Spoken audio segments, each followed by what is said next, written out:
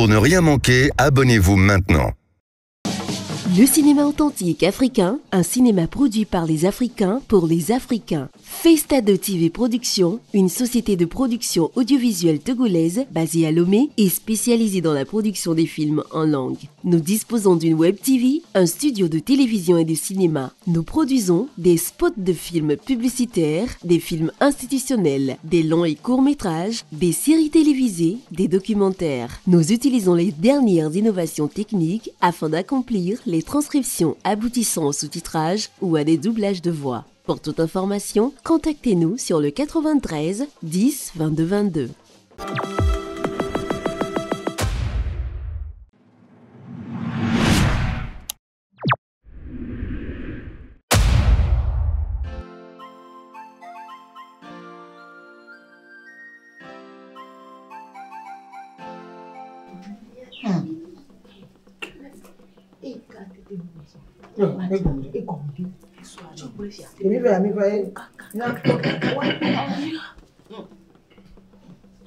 D'accord, il y a besoin. Yo, Togbui Festado. Di na kuma tau ya biyo ya soro amalwamo amechiremo ya wazoro Yo, Togbui. Nyami mala fo mora keji va kore jiule ndio. Ni papa mama nyonyo mo Togbui. Papa mama nyonyo kura. Nya soro nya. Mo nyire ka wala pe mo. Ba, nyami mala yi samo ko atro mo bode. E ya domo fo na kaka. Voye me kon wada, wa ba no yi adwi kaka wa po. Vone wa ba nyami mala yi samo ko atro mo gbe. Na choko e gbodo mo. Ma jijona mo. Yenchi ko mama ba agbelo no ndia na yue na gbi ni na. Benyeto. D'accord. Oh, Togbui nous le do. Ncha sro nyive nya okwe. Togbui, to ga ke me gbe divi de kakwa. Esro nyima gba na nyi la firi pe agba to na menare. Aw, esro nyinya popo. Ma gba na nya bere hogana va wonu ya tite ajra tagboro. Togbui pomna. Gasia gambe. Aha ko ba nu ko be ga. Ebe ga me ga lo ndi pe la home. Togbui. Nya me akọ nu na. Ejinye. Jidani. Pardon. Togbui. Ya kala wa yasio. Togbui nja so ni be nya pelo. Esro ni gbepo. Neza doa, nebe ya de gboye mbo obe na de egbe anu ti kona ma. Esro ni la pun kaka. La pun kaka. Nem ke ebe ya de gboye mbo obe na de anwo mem la sinyo, anwo me leve ma. Esro ni la pun la dom la nigba, a dan la gboje, a tu agboa. Togbui yende kuku mbe mi akoko nena. Togbui yende kuku. Chine no.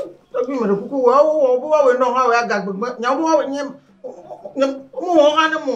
Wo we no wa we agbegbe ba nya ka gbon. Ebe no ajiji ne we me nya piva. Mo me kekele no vim Togbui yembe na isu ni ebe la pon kaka. Mi onu o be lo nya ga e. Dolie. E ga be nu lo nya la. Dolie. Joko e ba we. Togbui nous le do.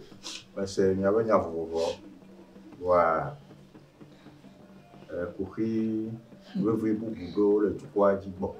Na me podo una le ke kuhi awa ma yo nya o klo nya sro. La bena nya ba mu to e mese. Nya le ko le nya sro po. Ma te se mi o nya to de be mu nya ko a. Ma chokojo. To mi nya le ko do ni o ba yina. Ta me se nya ye ne kuhi o ke le tukwa ji ne kuhi o mu bidi ya de kwa. Ka ma kwa yo. C'est moi. Yo. On a problème, il y a pas comme une Yo, Togbui ape. Javialo. Mais le coucou qui est là où nous gakame. le match. Oh, pas dradola, gala. Banjo, Togbui ape. Il fait d'après une. Yo, Togbui ape kakalo.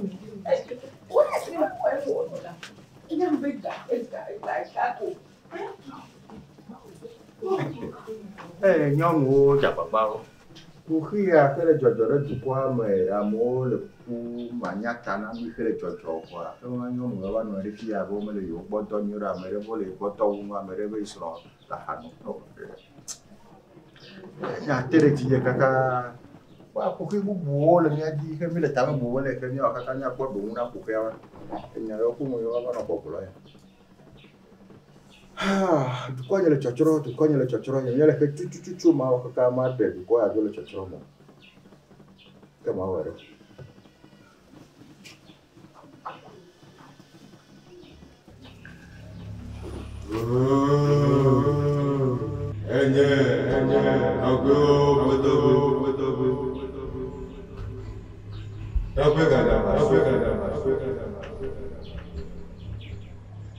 Togbui Festado panto.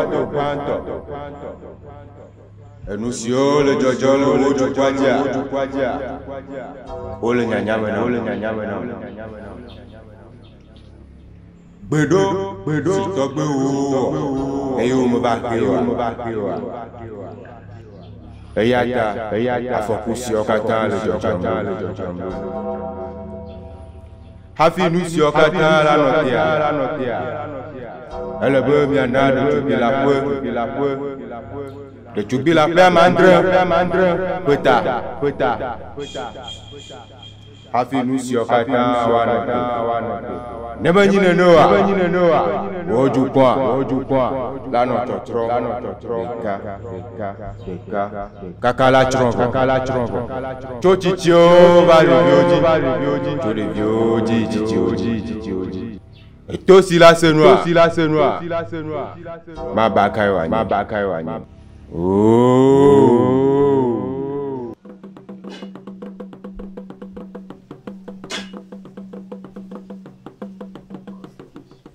Togbui.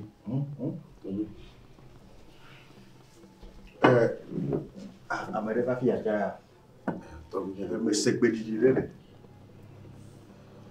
Togbui ebe? Titi va ver apa. Boleh bah. Siap.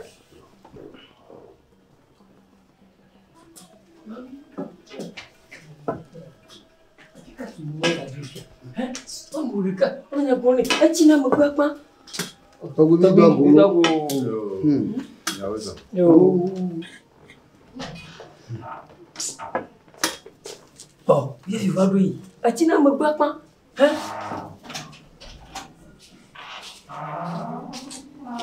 Lega tani mon téléphone. Aïe, ça fout babali. Togbui mi va pour quoi? Toi très bien bon. Fika gaï. Hein? Oh, Ada si gombejia. yo. Yo. Deke. Nya dogbe. Beneva. Togbui kwa gbendi. Ndi nya ko meto. Nya bio. Nya soro. Nya chofoto. Nya ko ju ko fo nya ozo. Yo. Après. Agora vai menong belum siare. Api umnya jola sisi atau keke. Karena menyawe nene ibu awak pop. Ini ya tipe mene menyawa pop mami. Bidona tudam tadi. Ya aku bidoro cinya pata ko. Mese mekora. Kare jojo. Togbui. O blema ya. Aïe. Kakene do fidoa. Abetora emblema asesina. Togbui ma globa le bonyen. Beji kope a. Mu jojo ma modefu. Aku patado gede a komene ma Togbui. Adefu. Achora kama mo togaku. Kendia. Ni wanya na niega ku gba fi samato. Enwanye be no gbe ya ple. Kaka ogbowa. Na ma mo kuchi moji wa. Na gbo ba do apon ko ku. Aludo wa da nwa duko. Enyi kwa je gbulu ko ku. Mu ka ko na mo. Togbui ni manya. Ai ma yo bu ko ganyo o ba kafa. O ba a. O yo tele te koya. Benyare ke belo isi aglo boko nyava avi na nya ya na bia gbo asem avi ku patama to patama na ton Togbui iba fo jimo le ba to fiaga abaju bo avi ni so le Togbui so manji.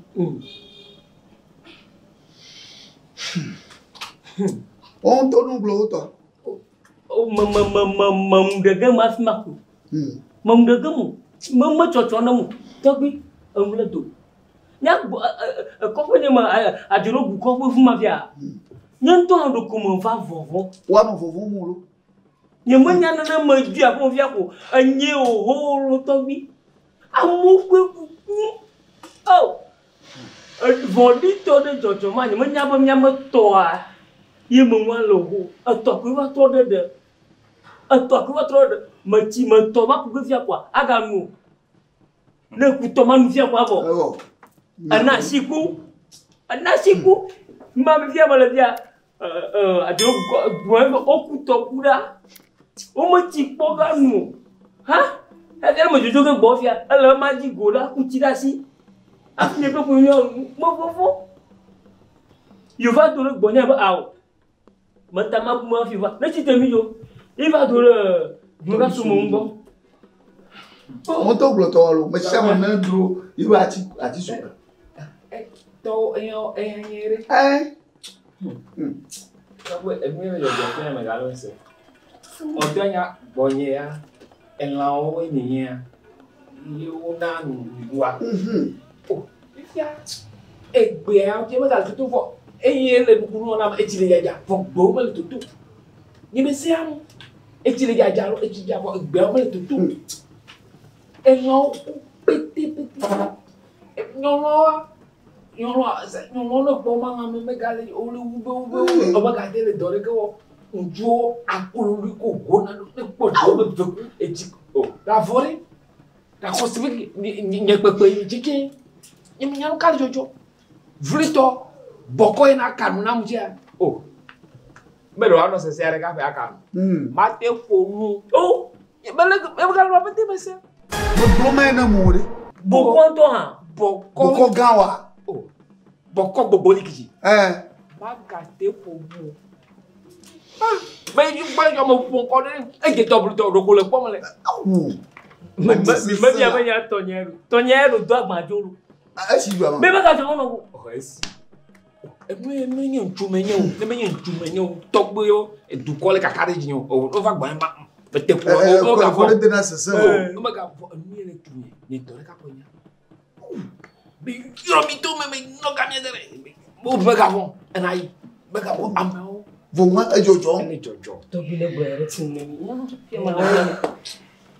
Togbui, ma ba ni ba nyawe mo. Akwedami. Senya ba nyawo. Nya eteretini. Nya globe le tokbo ni le fia ha. Fenye du ave sino pe ga. Ya ha me le popoere. Le popoere. Du photo. Dia ko kana me nyabe e chikuno didi. E chibaja. Maton. Quoi va me au petit fait le tirer. Petit déo. Akuyake. Ça n'y va me di bon me hade. Oh, Ati da mo kuko kata. Togbui. Le ti da me kuko kata manyoa. Fi kenya body ya bu do me le fi le susu de bere. Ya ga wo me ya ga do me di bon. Bubu. kwa ma kunyo ni mala. Ane ma ple minora. Me toto chaka le pepe. Me ganya le kama ho. Ka kere. Ade kokura mi be mi ga kwasi nyu fiare. Mi ga na me yi fiare. Ma o tochu. Ame o ma vo. Togbui me ke ga yi gefia. Wa ju ho. Yo to. Do klara mo. Tade mo dese ju amolo. Pa gble no pa. Mo se mo do la no po. Nkawadu. Ni ya beta je egbelo. Vale sese. Yo Togbui. Ma globa mi senya. Ah, wala mi. Na jokwa. Mi to to bere wa pobo. I ujo alafia mi ba gbonu zo to e ya duru ta ga hanya wo mi to a de susu mata mi troi na jore mi pongre ma wo mi o ko yi jo beta to o wi ga yi mi ka ta ne beta to ta na jo la bo yi mo yi me te wi wa bo dura mo ra bo ne ma ke to wi gbaju ne ma ke to wi so mo ha mi troi na po si o ma ba ko si da un vo e de ba bel vovolo mo ka vun troi ganya bel vovore Togbui che boy ya nyina ni ma fi de kai gori ta mi troi yare alle wa na gbe yen eyin ba ko si da un wa gbe yen blara ba ko si da un mi ma nkeka mo ba so so mo chakai Togbui gbe ka gbe na ka ba doro ji o fi ne mi laisse siare Yima. Noi che mi ore. Mi nam considera de ca.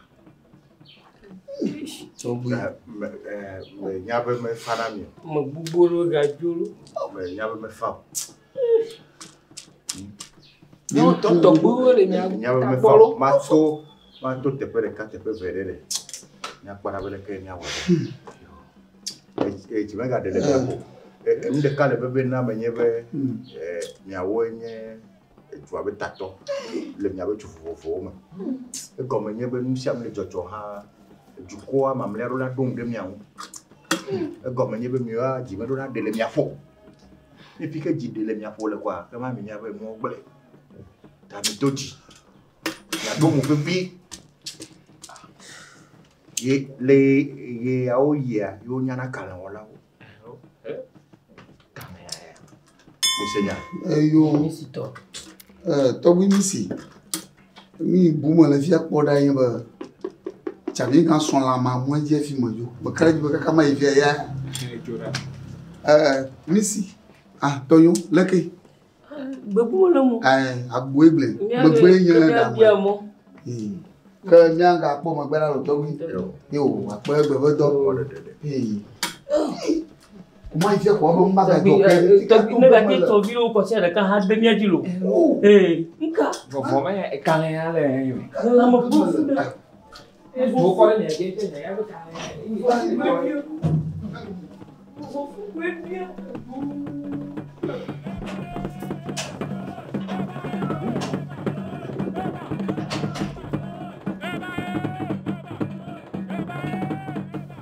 Togbui ita ba do re Jojo. Besoin. Yo, nous aurons mis à faire. Togbui. Dès que Hall, voilà, il n'y a pas maintenant les vieux. Odo, nous serons au fond. Il y a raison. Yo, nous aurons mis à aglobe ni choko de weava. Tapi na baba Amerika ba dolia. Ni kulie no kade de tokere me. Aglobe ye bomme fo ci detale ye ñorom wa o ñorom ma da si le ñata buy ko mu petit ho wona da si lo petit wa ne ma blo wa petit toy na le tine as bele ko to nya e ku pata e to to le toi ni be ke ma kale so so ye nous to me jikpala bu petit yo kay wejua ole poplonyete a va pom ndeme le soso ta me mia wana il a te peu me a me kutre egbe ale didi den fona mbe no sai heye to bunye be to bu wona yo lo ka ko ba do tinya e ha me do lo ne be forsa ni me wona ne be forsa wa nyano chochoro de kada ka nya choro bo fiu me kare jio me kare ma waji me kare ji yo ma we am dana mere be ha na pom nam ne pom wa awo ko te dra ihe hia ne be ko mo ihe mi atogbi togbu yo wona ne ko mo wa to mi ataba ye ma ga no problema me no wo ma no wo dan achu ma fo ide ma fo de e ta me yo va yo me kare ji be ne we be to gbere ka ne gbo be amen kwa oh nsa mu wa ba na gbo be ta me be to do yo tawi mo senya o ka Mama do peji na bana mi aboma wa ma wi bo nwa. Ya to te kwa fa mo funa mo. Ye mo dona ngbe dana de ji. Egbon bana de ke. Let me hear nania. Nya pia e ya we nemi. Abale ke le gblepia ba ya. Le no de komo mo ba yi. Nya to gbe wo sa o na le we ba yi. Ba gba. Le trochi mo. Khochi teta. Ezu amayeye. Mia dogbera ayo mau. Abio even ka iba mgbono no. Iba mtakpopo. Akpoju yaji. E ya tepe we ni ke tayi ba le never for sawo. Bosa bien na tu mia sibe. Ya ko de tu bia 3. Ye ke me po nya tu. Ni de tu bia bo. Ama 3. We tayi ni ko sana fo. O karu mo me okpokwa. Oh, mana na POUVOIR. Wa me mi ohare, amerebe view. Amerobe no view. Ameroba konko view. Mi okata ta me trochi me be abene nebe mu nu neba yi. Be asi o me delo. Ma don gbo no chacha nyu to malo. Ya atubera.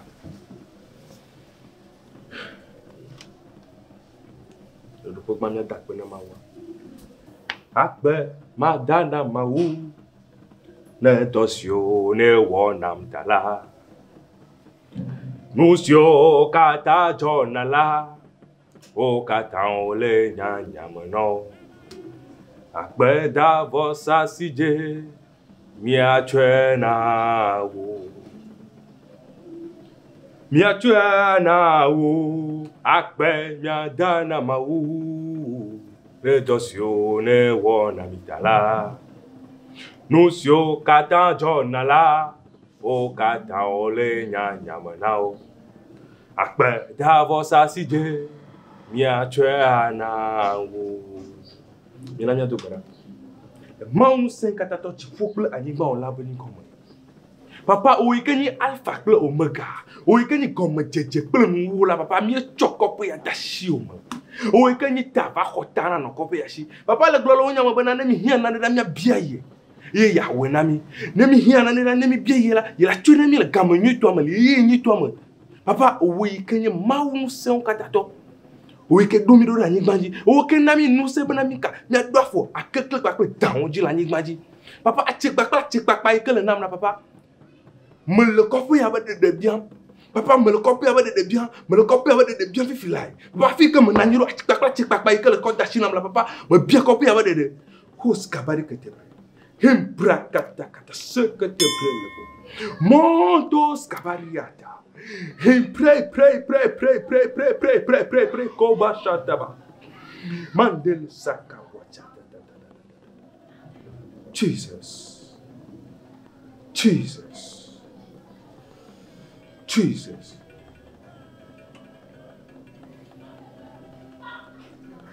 Mawa akbe.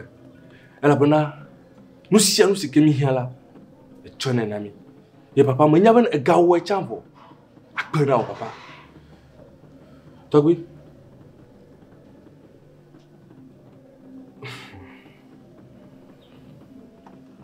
Nyabe bibla na mi nyaben ka. Ami nani Kaizaru toa. Nyakwe dashini Kaizaru. Yemi Joseph toa. Nyakwe dashini maka Joseph. Nakadibe ya kwa to. Vosan iwe nya le gbon fifia. Mia Togbui Tokyo o vosan ya baye. E de fio ko to e bana. E fio juya vosan ma je bona nyiro. E gba mi ko ma udise. Voami ni mia Togbui to mia Togbui mo ko ma udise o mi mia Togbui to mia ko dashi ni mia Togbui. E mi ni mia to mia khwe acheve. Majila gno tu gama kotu ebena $100 $100 koko kafi fia juya akpodede ba menyi go menyi bena we wo $100 la nakbe mo $100 ne mia Togbui o Il n'y avait pas même pour le courant tout tour. Elle avait un yéga de peu. Na srafo no. Quand le temps, nous sommes dans le sitôt. Le homme voit na neko. Le homme malongo le quand le peu ya. Il y a des penao. Adoro da gbeji. Le mi kota adre de tu la ko ta adre ba. Ye no ko le pe ta ova. Il y a des benanya so fuga kable kosi. Wo fo sai heti. Coba nyere. Ina mo blodun go bana. Me ba mawi ke do mi ro la ni banjire. Ye glo ni mi banka. Mi ni kaiza o to ni kaiza. E ni Yosef tori. Mi kweta shi ni Yosef. Abele ke mi atogbe mo kho maudi sele yi mama son. Yo wo vo san ya ko do fiaji ya nya. Menye wela ba treo. Mi atogbe o zu kaizaro. Mi o mi zu Yosef yo. Na ne keme le mia wo ke mia ko butu ya ke mia ko de dawa. Na ne anonyi e. Togbui. Na ne anonyi butu butu. Mo polo mama semu. Togbui. Mo polo mama semu. Eh ni mi atogbe to are mi ko da shire mi atogbe o.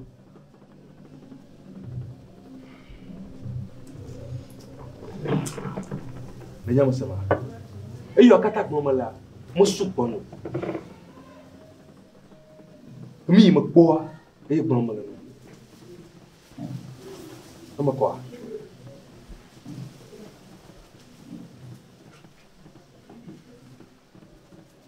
Monsieur, après non, moi je n'ai Kavi majua mia akofi ajua bada shiri ma ule kake.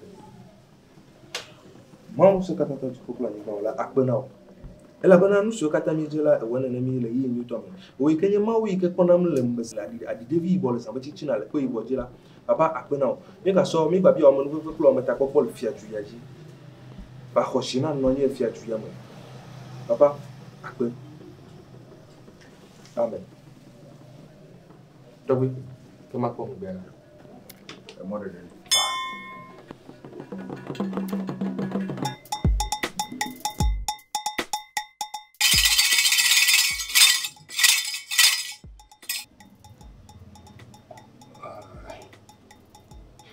tu peux pas kata ça mon akoji tu bloqué tu bloqué beaucoup je me nyanga ba kata ba nyeni ni pon oro boroko tu pa ka nya ba gar ka tika fa na ga ba ga ba tika ba ga oro bara pa tika fe ne le ta wunya hoto so boro hoto attaque pa hoto olo to hoto bagr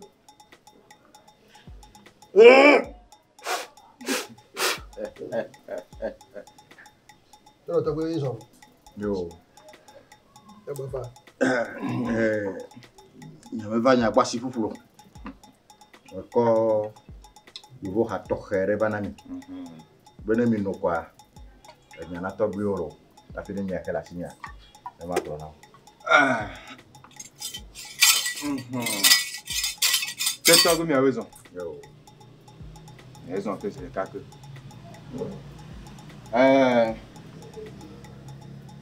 Togbui Ewe ha alors Yamamle toi le gounon gangol. Oh, chamakara makoto. Na kwata ya pome me na ko.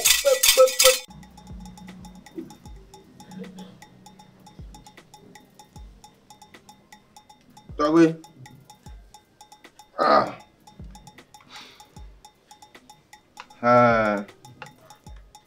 Abe yeni hete gboku gbaji manya ko gba manya tugu ya holu chaka choko pon enyomo abe close gbe mo hona biora vito pe be na mo na kulu kaka cha na gbo na oto avon Togbui mana mi anya mi do aklo alo le si kokko ya mo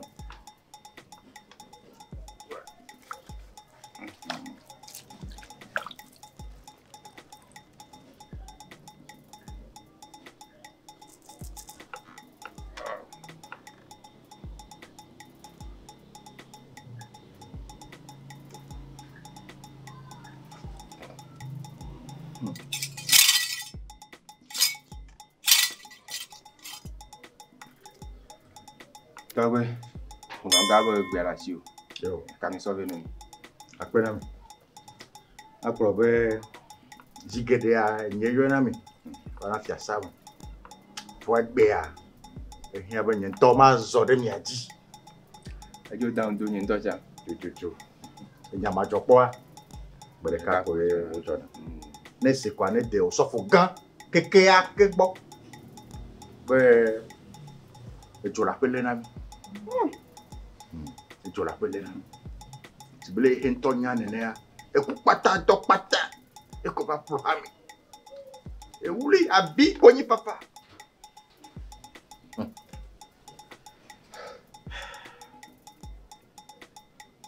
Dereki. Il n'y a pas de mère. Et moi, le Joshua. Togbui au fond droit. Nous n'avons pas comme nous délai. Il fait des Togbui nous wana. A fait me battre aussi bien. Wa ho n'y a pas de trottin avec n'y a pas comme moi. Mais n'y a pas comme moi. Nous me donnons ouais. N'y a pas ouais. Le que veut Joshua a dit. Tame kaka. Yo osofo ki bo metro chimele. Into me gana nyu wa me ele etepe. Tukbera zito. Pa jojo e. Na ne keme gana. Yo ko gba na me mate wo. Na ne kena. Ye me ba mi agbo. Be an be mi awe to po nwen, mi awe de kwa. Ne ma yi be mi aga ofosa.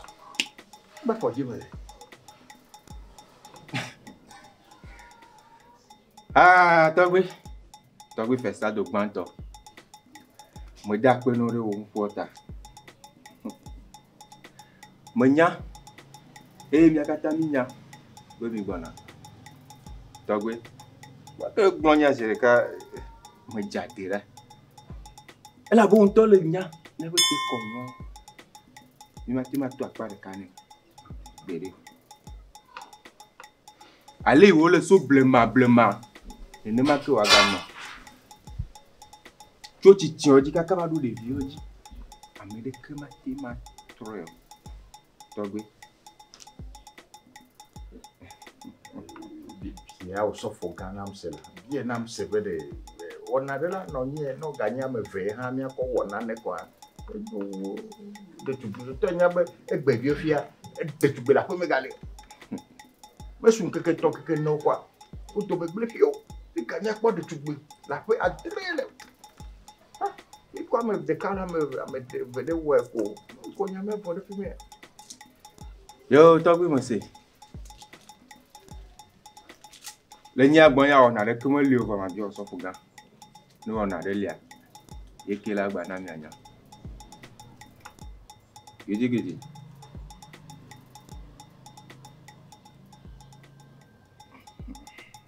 Ole bata, le kanda nanga bata, rodongo ko chukubere. Ole gaba. Mali. Asira Togbui. Bezolo. Togbui zile kaka wezo. Yo. Bezolo bien. Le ko gbe aku droit. Nte ka opo, nko opo. Benyabe. Et la femme nenema pe. Sini. Togbui. Et de fou nan vire. Bon to le si so ko gan we wona rek mo. Enu ine nyi wo wa e ko nya o. Atra wazi. Ora ni. Togbui. O so fo gan we wona rek mo le. Enu ine nyi wo wa e ko nya o. Ya Togbui wa o do mo dare fo. E la va ponda de la pombere am yo de me anto. Hala won kuni. Ya Togbui so dare fun. Nke era wa ko nyebe me degbe. Enu la eji Boko. Togbui. O me gavon. Nani de tu la poto ya. Togbui on to tien dare fo. Wa gbe da sire jiko. Nde pe la zon yu. Wale gbe ya.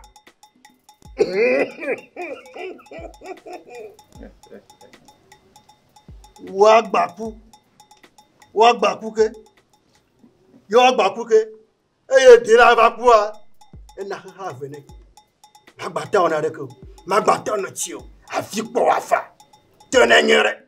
E ni awe ble lo. Togbui azalo. Donc tere tinye via rebe donc de mia unvoa. Me ko si chofo me ko hona mele mia ko. Gakea ni ma ko mi. Hein? Oh. Togbui Gbede gbe nya mi o nya o. Togbui azalo nu. Nya ma o. Togbui oju kon be nya glo mi lero. Egbe na wa ma o. Comment c'est? Comment on fait? Comment on fait? C'est.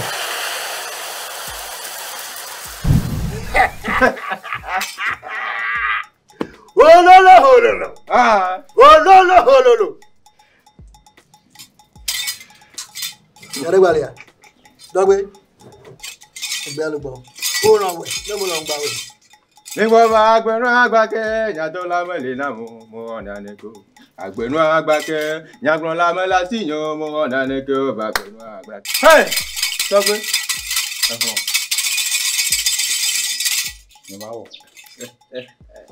Togbui. Togbui kú pàtà dọ̀ pàtà. Mo bẹ agbẹnu agbákẹ́ lọ yàgbọ́n lámẹ́lá sí yan mo ọ̀nà nìkó. Bẹ́ẹ̀ máa ọ̀. Bàgbẹ̀rún agbákẹ́. N kò lágbà. Yóò gbà VOUS. Kùtì kọ́ rẹ́gì. Kùtì kọ́ rẹ́gì. Oui. Oh la pâte tu au poteau. On a fait des gens là-bas. Aïe, brûlé. Oui. Tiens que ni doigt. Tu dis pas toi la bagarre toi. Odo. Togbui do nu dare. Mbele. Yo glo mo e ba no yire ti abe ma. Nyama, ele ho la re. Nyama. No travare. Nyama la pompo. Yem ga ba glo be, ma pompo. No glo ba gba to mo no. Togbui mo le jo. Ma gba to mo no.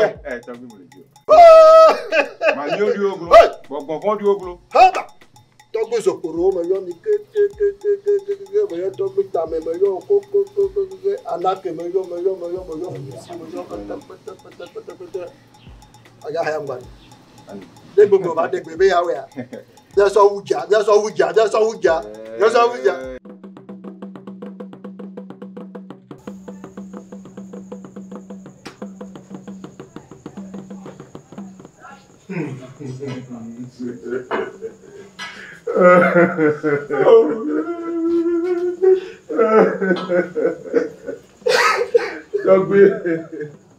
Togbui enu agbetegbe.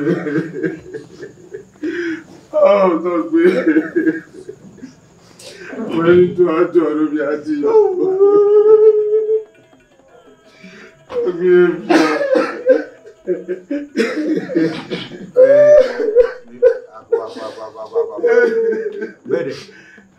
Bere. Ne miawo ye jolo ne mi la tipa.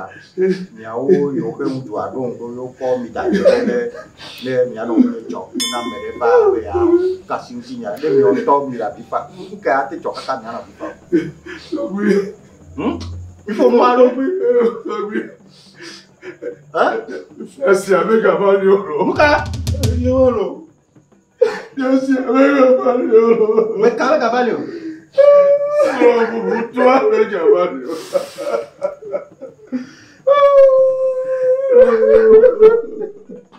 Et dans la salle. Miso, mi te va avec pour la plein couille.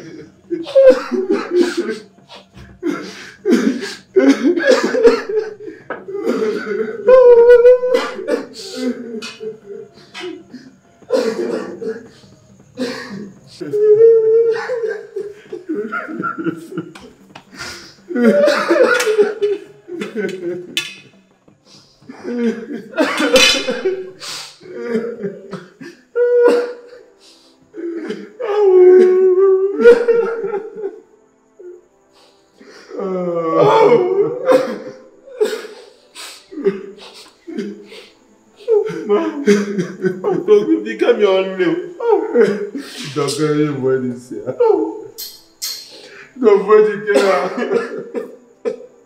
On va venir avec un fiancé.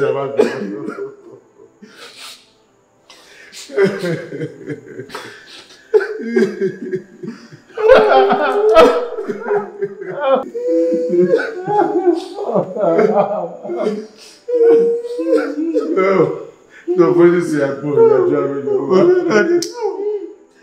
non sia ancora.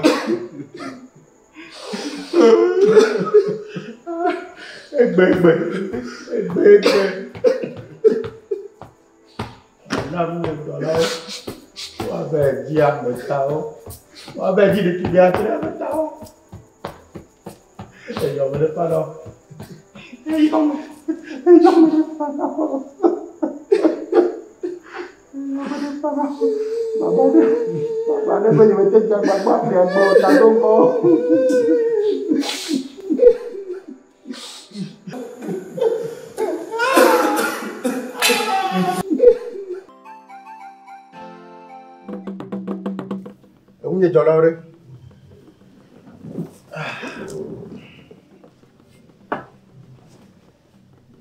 Jadi dosi sere asinami. Do asese. Ni anyanyure be le peme odola robe chio, me chio, ametami yone. Fi henya be jukwa doya. Ne jukwa matronwa. Forçade e henya be jibe ma wo. Ye le chotron ke ba jwa dia la força. Então me chama va trochi me tabenya ma wo Togbui Ewe ko mu yo ko do anyewa me bledo kini.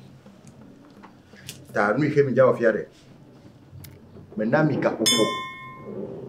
Blave vonne. Alon ke de ka. Mi di chale fi henya. Yo voyo, ameiboyo, arabayo, indayo, amehe mi be poko. Nyɔnuvi mi se nyui ɖe. Nyɔnuvi ɖetugbui la ƒe. Nyɔnuvi ɖetugbui la ƒe. Adre beta. Nyeme be ŋutsuvi o. Nyeme be nyɔnu yi ke wodo gbɔ kpɔ. Nyɔnuvi ɖetugbui la ƒe adre beta. Kaka ɖo dzɔ. Gaya me tutu gavi eve mea. Me ya ta andre mea. Me nene wa mana wa de tale me to me. Mi nya be ni me gblɔ na wo dana. Mi hei.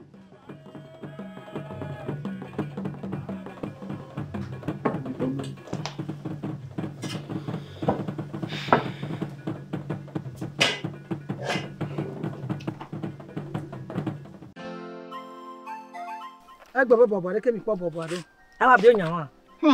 Nke mama so galo won le George la nya pi ko. No cha fo kwa da gareji. Ni so fo mi to be asimecha egbe. Me so nyere kai. Oh. O so e ha bobo wenua ko wa to. Enua. Ma dem ni se be gomo. Ti ya ela jozu ajo na o la do. If en ke le bi are dada o cha ko yin amega koko ko soro so ga gome a. Ma gbon ere pe po la bo mu. Bo so me da me jagulo. On to nyabo ogbon fi abo konte gome na ma. Ni be ma ponfo la bereke. E fo mi jo da si nyama se. Yi gbogbo ya jojo le ju ya me kwa. Esa do gba ma ta mereke bu mu. Kaka ntu nyima ko okuna ko. Pon yo ko jojo le ju ameda. Benade. Yi o le ji kaka yi sun ba ko pan ni cha. E putu. Bo o na be jama ta be. Ni ndo la te ku pam yo wanyo. E wa me de. Itola idugui. Itola idugui. Oh, de vieux me le momo jagoro ko. E wula. De vieux me ka we ta bo ne ba cho. Esro nya. Oh, tu to nya ku fo. Vinyo ko me le coffee. Ye wan to fu mi an to ke yo la ke chota no wa me mandre. Wa pa. Be bo. Coffee me be nya chi mare. Benade. O na nya me po fi da majoyi. Ene jo pa me ko bu bogaji lo. Me su Kristo to fi kato. Agbe mi Togbui be nu o dare a. Enu ya o mi mama o le afi we vashidi. Ko gbona be na meto yo na nya tepelo. Yele ye amoku. Ya Togbui be ma wo apena mi tu esronyo kuku wa fa na. Ye esronyo le mo wa fa na mo wa. Esro ma ku pa won. Vole me jiwa be no agboma no hu dan e. Cha bon ku nya wala. We nya won to e gbona ri. O ma no abado ne la. Lo cha la ke yare. E aku pan pa anya nu. La me la kono. Anya nu. E fi asro e ma ya me nya be me yo. Ko me aji we lo. Ko gbona nya wo. Yo. Me na mo gbole ma. Yo, e so e pipo de aso dare ke ngbe ku. E to lopo ti a. You have a drop banner, Yammy to me, little Georgie now. Oh, me not a camion. Oh, me, Joe. I'm a cook, Yason, a baby, you cook, get a cookwa, a domabenabe, or never did Tavane, I believe, and woman. From Yanya, rolling at Tonya, Jonia, Yamajo, Tonya Labo, Canola, Nay, Kuto, I like women.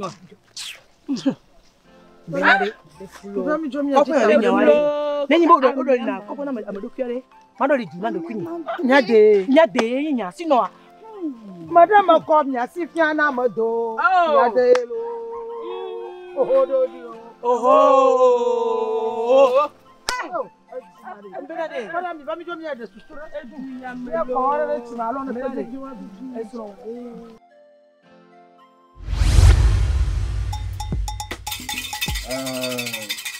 Togo City ka fait bon les sada, on va faire quelque chose. Ebe dawi bon ko de bon sola. Ebe dabi ko do ni to me ni bon. Ebe de mo na ko kaka na ko no to afoni. Ti to fi bo ko de mo kona biola.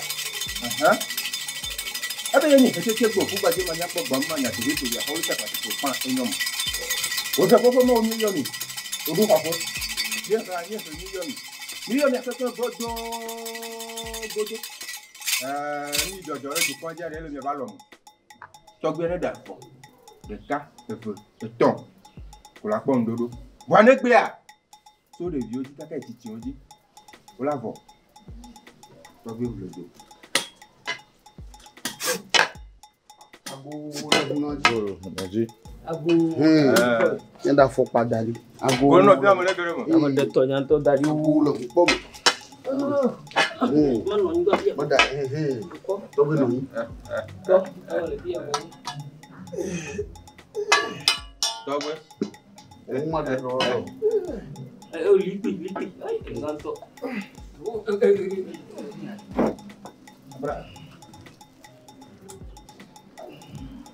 Togbui mi a raison. Yo, amula dolo. Ye kekere mi.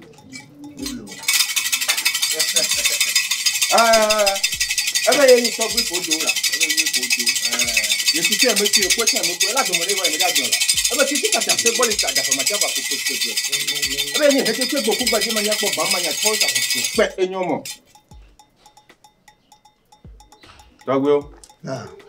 Ya u ja na mi. Yo, oh, me on the Levi. Ya raison. Yo, kaka. Oh, lache. Kaka. Ya raison. Lache, machi ko lache. Dagbe. Dagbe. Va un boku hoyo ari. Yo, ha no, mo ngo. Ko nye jijana mo. Ya ba ju ko ba titi o. Togbui bo npa. Bo ma na mi nya ba. Ya gba fafa ko lo. Ayo, da ko sega da na Togbui ka ta bon ku boba. Togbui guy domino da. Ba abiana na ya. I destra football do ma, o we pe. E mo de pepe. Ta mi ko vene mi lo. Kaka mo duro hon le mo. Pe akoya. Togbui va tlo beta susu a. Jo. Togbui ba jo. Bana no la jore ju ko. Asusu tro. Oh, awo, me neke o. Ai mi blia, Togbui ga gbe yan te bo. Kaka yu ya boama. Aso ko ba buta. Apa mo ko jo. Pa mo ko jo. Oh, e ba jo de ntoji kwa. Atro susu kaba. To se mare. Ma ba ka yo. Ese.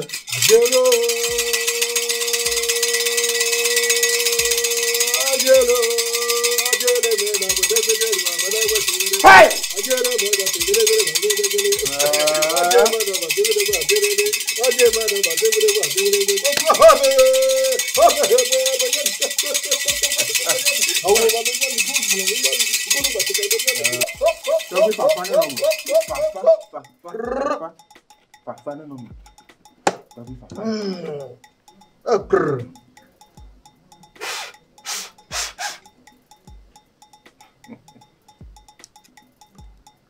Fan ko jimion ni la. Jo ma de fan ni no e kwe.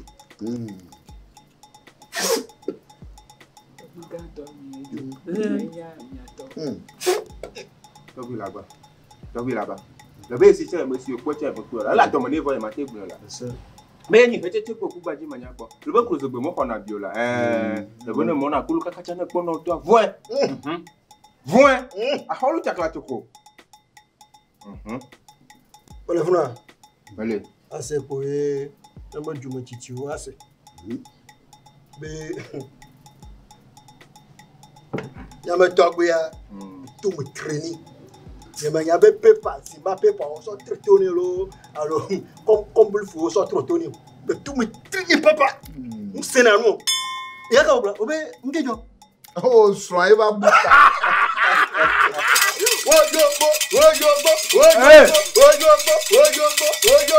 Emma dit doit au point, le miel le motif. Ah, waouh, laissez les.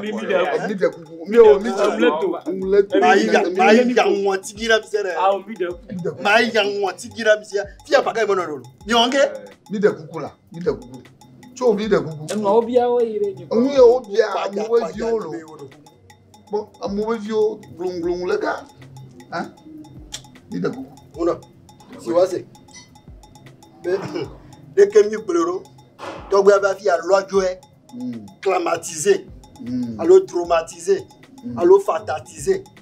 Il y a un Togbui à faire. Il tire même un Togbui à faire. Ah, oui, d'accord.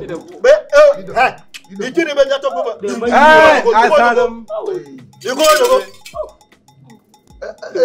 faire. Monsieur Lodou.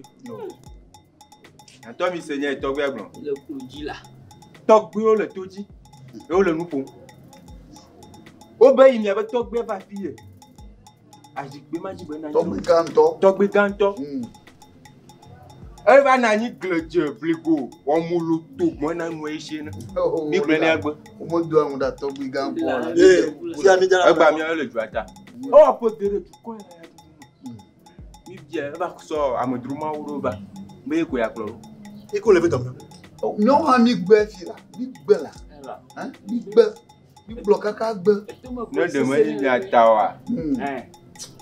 Quoi? Votre miata. Donc, il a me Dojana. Togbui me le tout. Oye. Mais non, regarde. Comment bon? Ma base au mec bénéfice. Azalem.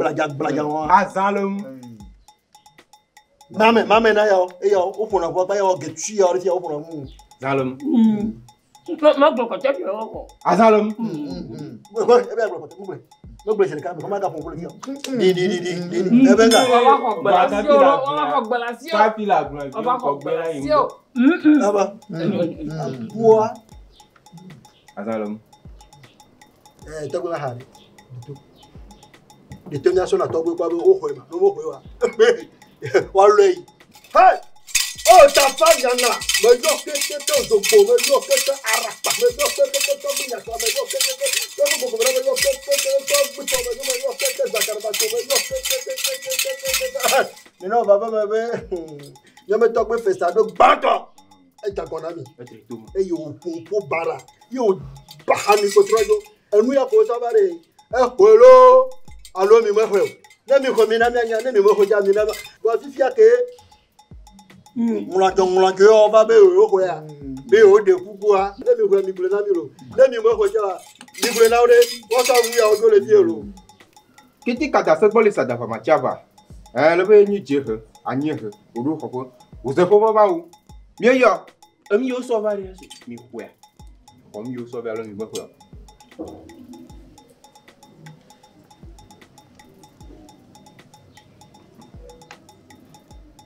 Boleh miam.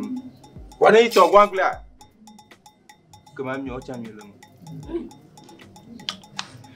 Hece poku baje manya ko ba manya to kuito ya. Holo chakla chiko kun enyomo.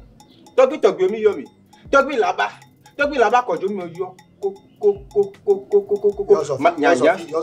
Togbui Sophie. Mama mo yomi. yo vena vio kwa da Asrato. yo vena vio Vena vio kata mo yomi. A chukloche mo yo. Bahu. Mo yo pahu. Mo yo pakpa mazo ze. Ebe ye so gade mo kaka ya dijogbe aga yin la. Banyere. Yo Togbui yo. Me Togbui yo. Bo hoima. Mo yo Togbui zote fo. Mo yo Togbui lo hono. Mo yo mo si am ko. Nyanya pli manya ko mo yo mi. Mi ba na glogodo a.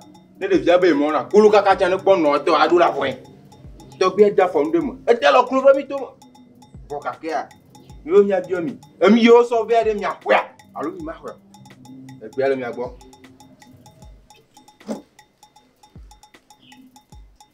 Uja no. Papa no ba.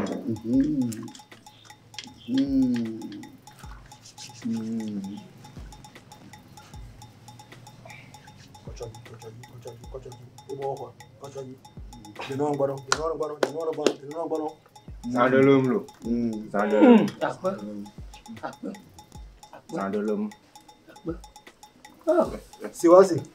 Be Togbui we ho no. I'm not do.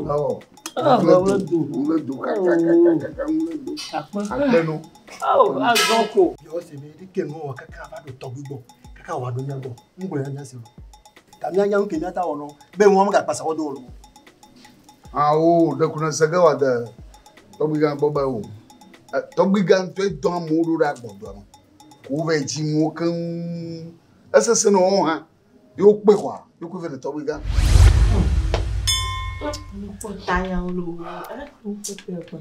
Ang poklen ku amale ke mede ejo beseu. Ibe tamu bunya amale. Ejo jowo. Ajo de taba ko so na ajo gbo wa. O do alo re be. Yokumi me kondo. Fo ti a se yokumi ala ndo ko. Yokumi aba jamu. Ya do ba si don ku na ndo za.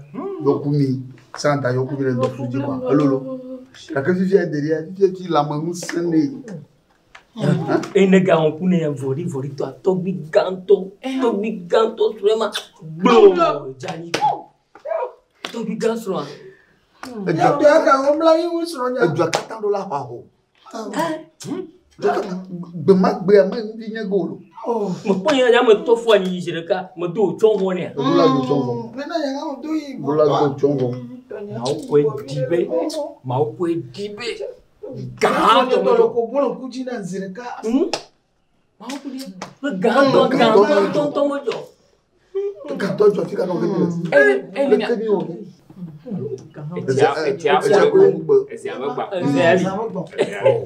Nyongo le jo no pamba ya. Ye kula nya ha. Tro nya ma do ba chi. Togbui gbo no da ni. Ya tokbo le ga Konya to bi. Mo bana dem mo no da ni. O tera ku e. Na nya bi la ku. Nku a to fu le ma. Cha jo ni abo. Bi jina fano la. Jina fano. Mo da ni tete. Akosa do. Do la. Ye kula mo da ni ma no abado ni. So yo la fa. Ne ma mla ide gbo. Nyamba ide ma mi la mo bo. No fatu kwa ya ni mesebo. Hey. Tu no fatu kwa ya. Amaka wa mi ajobe. Joba. Amugo. Nyawezo. Abudani. Nyawezo. Abula fobo. Nyawezo lo. Ila. Togbui. Là tu es dans Asia et ya mi mi gbo. Nyawezo. Do asese ale gbogbo. Aden me Sophie je kan mo wa tre bon Togbui de funani to. Wa ike Togbui va si le nyadi. Togbui va si le tibo wa Togbui. Yo wa kwa me dro vita. Mo di va pi. Amudubi. Asia bo kwa me. Kata dia amaka. Wo mai no ko tu ba. Patade. Avo. Maga. Nyenyi ba. Maga. Avo. No lo do.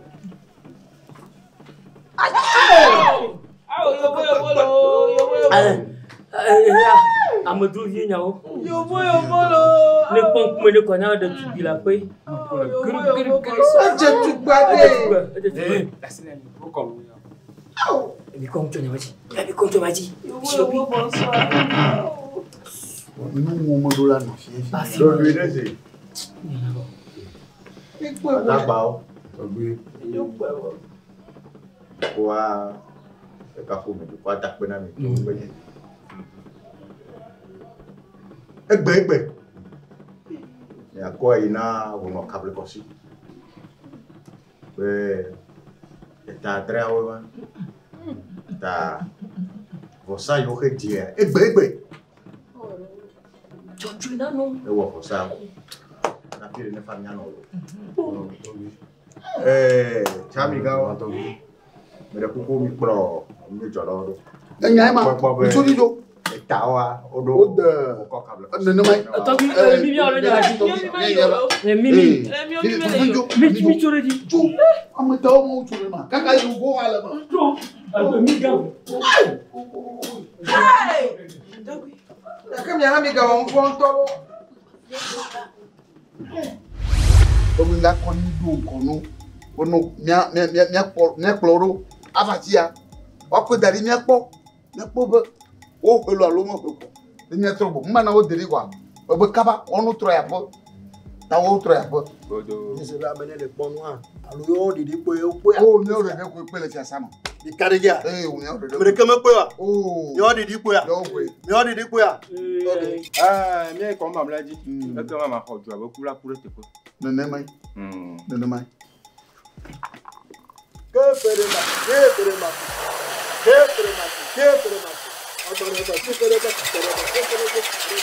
Voilà.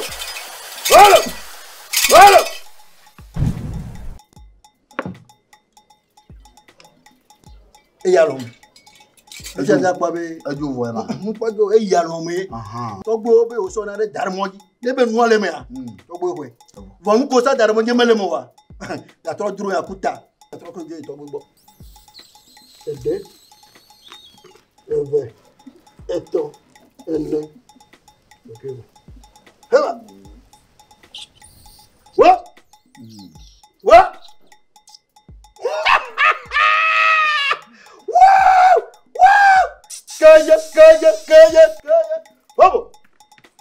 Calla. Vamos. Tere.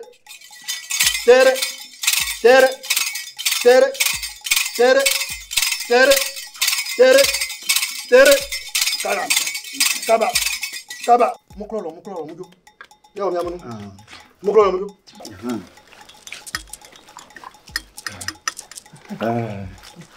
Oui, so bien. Ba. Ni kwa fokpa na di mo di. Akpe na milo.